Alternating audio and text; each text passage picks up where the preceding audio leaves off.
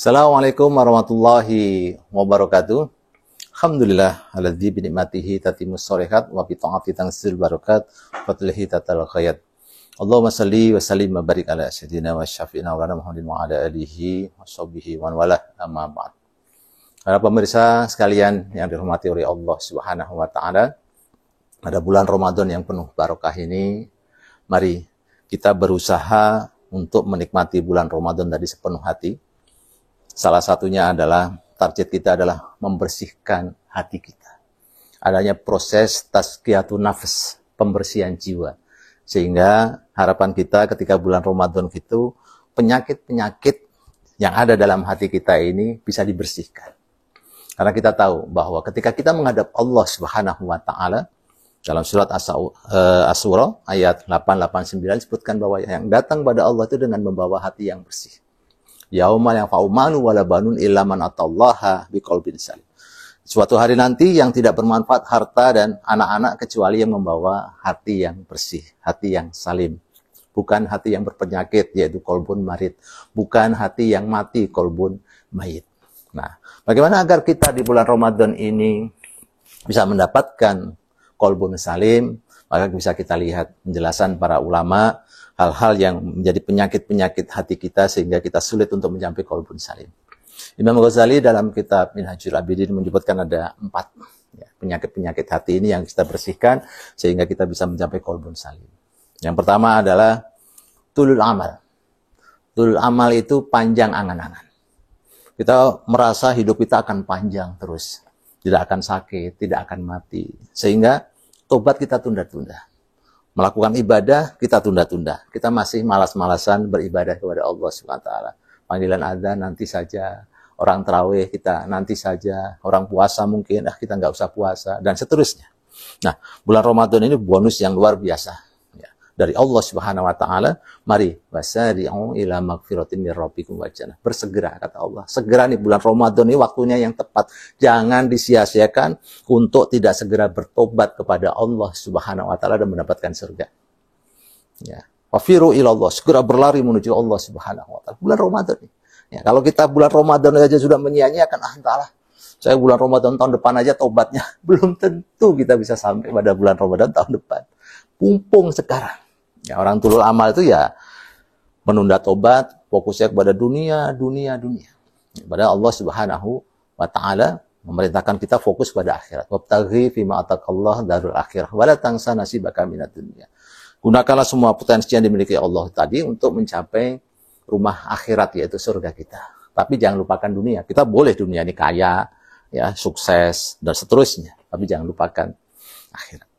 Yang kedua adalah penyakit al-kibr, sombong. Ya, menjadikan kita ini tidak merasa bersih hati kita. Kalau orang sombong itu di mana-mana merasa hebat.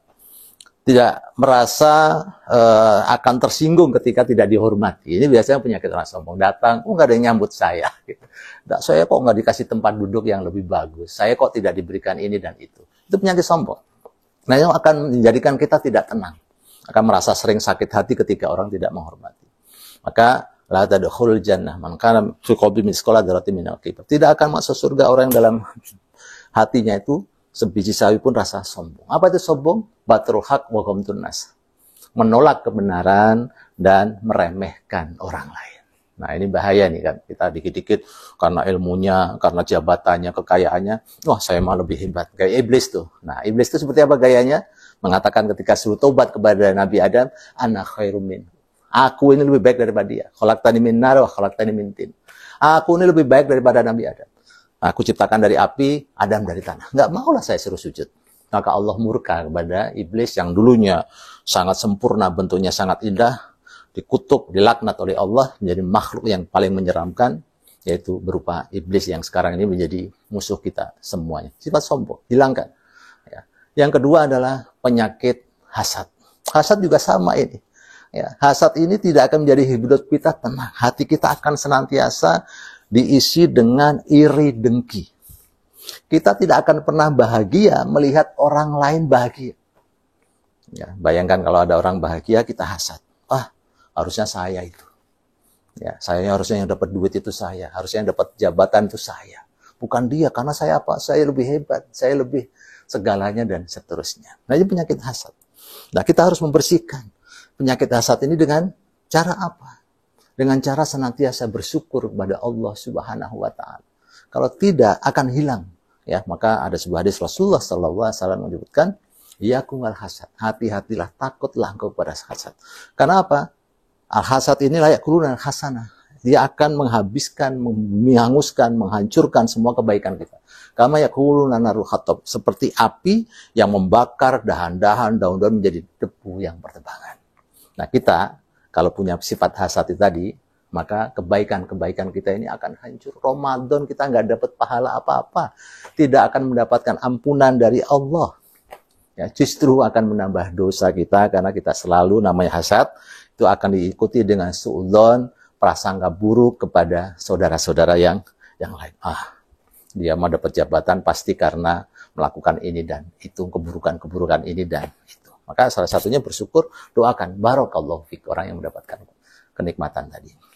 Yang terakhir adalah istiqdar. Yaitu apa? Yaitu terburu-buru. Terburu-buru ingin sukses, terburu-buru ingin doanya dikabulkan, dan segala macam. Saya kok nggak sukses-sukses, yang lainnya udah sukses ya. Saya percuma kalau gitu sholat, percuma saya doa. Ya, mendingan saya melakukan maksiat saja. Ya, sehingga saya cepat kaya, korupsi misalnya. Ya, melakukan pekerjaan yang haram misalnya. Wah, saya ditawari jadi kurir narkoba. Ini gajinya cepat, ini gede katanya. Nah, diambil. Kalau cuma gaji biasa aja, nggak kaya-kaya. Nah, ini menggoda. Ya, padahal itu